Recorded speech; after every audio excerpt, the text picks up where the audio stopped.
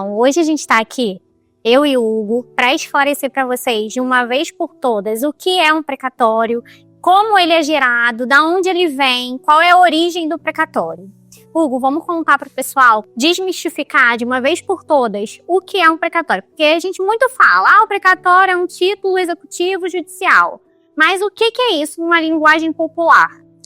Então, numa linguagem popular, o precatório é quando uma ação é ingressada contra o ente público, que é o Estado. Uma pessoa entra contra a ação contra o ente público.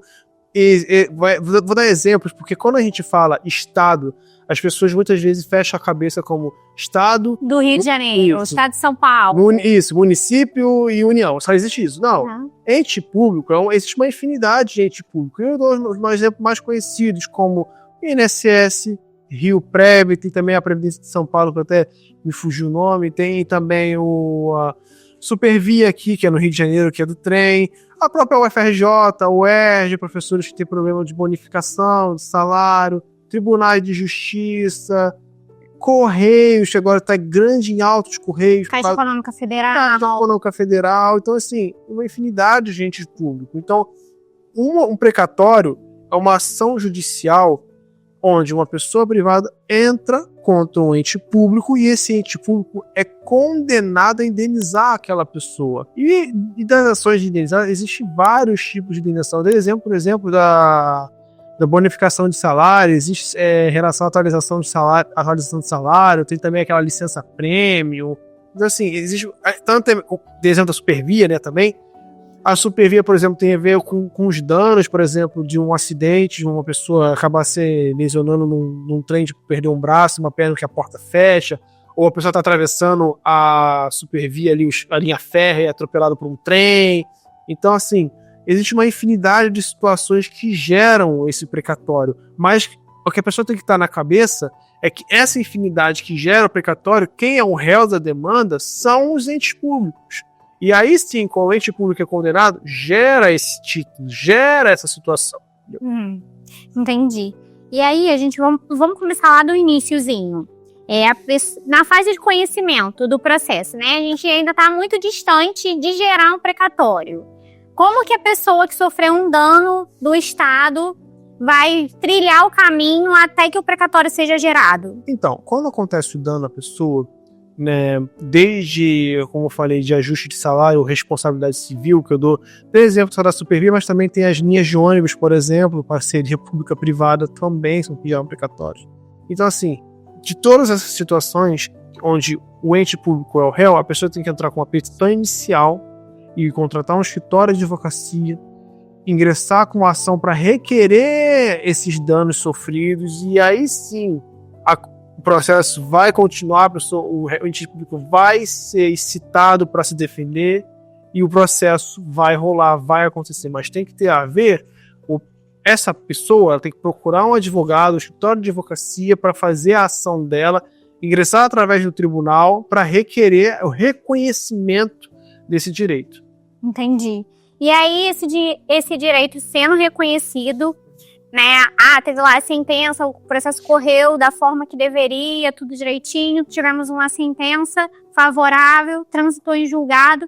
E aí, a pessoa ganhou, tá com aquela sentença lá na mão. O que o advogado tem que fazer agora? O advogado tem que fazer o chamado cumprimento de sentença, né? Que é fazer valer aquele direito.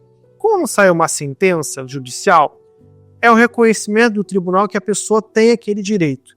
O juiz reconheceu, olha, essa pessoa tem esse direito a receber estes valores. E o que tem que fazer para fazer valer? Cumprir ele.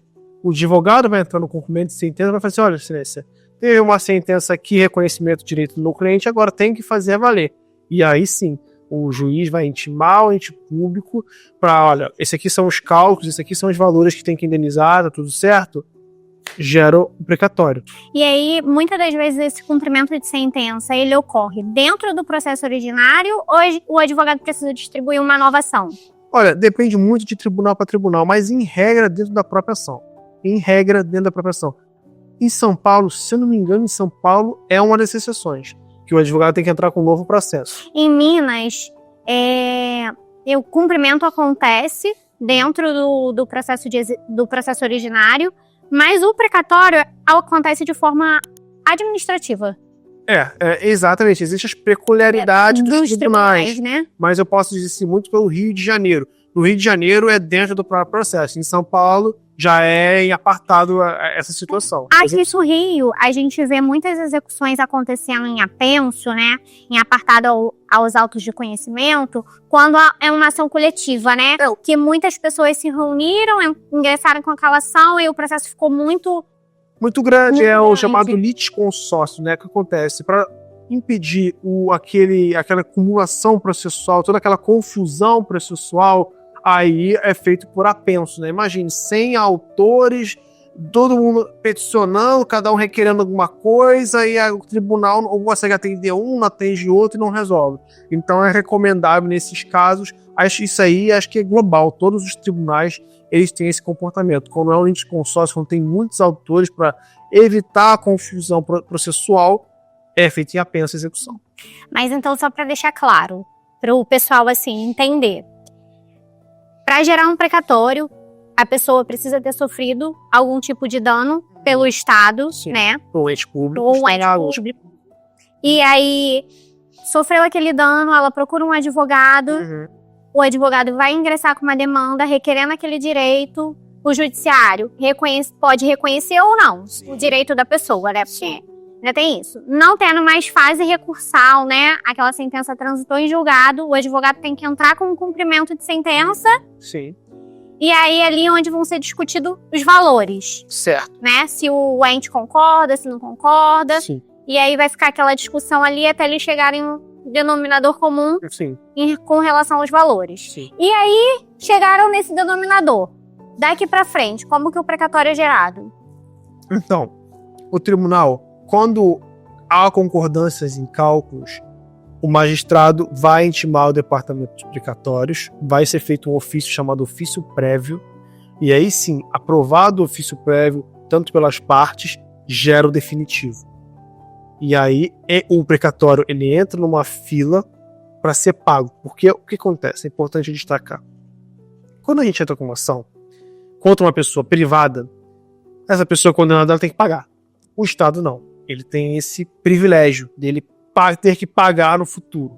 E aí gera esse precatório, que é esse, a gente sempre falou, né, esse documento, esse título, né, esse reconhecimento de uma dívida, e aí a pessoa entra numa fila para recebimento dos valores. O Estado, todo ano, ele recebe um valor do tribunal, olha só, você tem esse valor aqui para pagar seus precatórios, suas dívidas precatórias. Quem tiver nessa lista vai ser pago, quem não tiver, joga para o próximo ano. E assim vai. E aí a gente fala de município, estado, né? Rio de Janeiro, São Paulo, ou federal, né? União. Cada ente vai fazer ali a sua lei orçamentária anual e dizer quanto que ele vai destinar do seu orçamento para o pagamento das dívidas de precatório. É importante que tenha uma coisa muito política nisso, porque a Câmara dos Deputados que aprovam isso, os deputados estaduais, eles são responsáveis por aprovar o orçamento do tribunal. Então eles determinam quanto o tribunal vai ter de dinheiro para pagar o que deve. E o que tiver fora desses valores, no próximo ano. E assim sucessivamente. Entendi. E por isso acontece as filas tão grandes nos tribunais. E aí, diante desse cenário todo, né, que envolve precatórios, como que a gente aqui na Equality pode ajudar? Bem, existem diversos cenários que a gente pode ajudar. O primeiro cenário é quando a gente faz a habilitação de herdeiros, né? Às vezes, por conta da demora do judiciário, infelizmente, isso é uma morosidade muito grande do poder judiciário e dos órgãos públicos de cumprir o que tem que ser cumprido. Então, é o recurso do recurso, o embargo do embargo, e acaba que a pessoa vem a falecer nesse meio caminho e não consegue receber os valores. Um dos serviços que nós prestamos aqui é a habilitação de herdeiros para receber os valores. Aí, depende de caso para caso, muitas vezes temos que fazer inventário, às vezes uma sobrepartilha, né? E às vezes um inventário e depois uma sobrepartilha. É verdade. E que já tem muitos casos, né? Muitos casos. Então, e aí nós procedemos à habilitação dos herdeiros para receber o precatório. Existe também a cessão de crédito que fazemos aqui quando a pessoa ela já está habilitada ou ela é a dona do precatório, o precatório é dela mesmo, e ela não quer esperar esses 10, 15 anos para receber. E aí fazemos a cessão, nós intermediamos, né, com os fundos de investimentos, com compradores e credores, essa situação. Ou existe também a terceiro cenário de habilitação com cessão, por exemplo. O precatório acabou de ser gerado, gerou há pouco tempo, ainda nem houve habilitação dos herdeiros, mas os herdeiros não querem esperar 10 anos, 15 anos. Olha, já quero habilitar e já quero receber agora. E aí, os herdeiros se habilitam e a gente faz esse serviço de habilitar, regularizar o espólio, né, que é muito importante a regularização do espólio, e também o contrato de intermediação com os fundos, né, para fazer a cessão. E é muito importante, a gente fala aqui muito sobre a advocacia preventiva nesse sentido. Muitas pessoas querem fazer habilitação ou até mesmo cessão. A habilitação com cessão é um espólio por fim muitas dívidas, né? Aí a gente faz ou possui, assim, muitos bens também, né? E as pessoas não têm o conhecimento de que precisam regularizar todos aqueles bens, direitos, dívidas deixadas, né, pelo falecido. Porque isso é o espólio, né? Sim. Não é só o bônus, é o ônus também. O ônus também. E aí as pessoas precisam tomar esse conhecimento de que para receber um precatório, elas precisam estar com a vida ou com o espólio todo regularizado. Sem dúvida, sem dúvida. E a Equality aqui faz esse trabalho com excelência. Nós estamos aí há muito tempo fazendo esse trabalho de cessão, habilitação com cessão. E nosso serviço ele é diferencial porque muitas vezes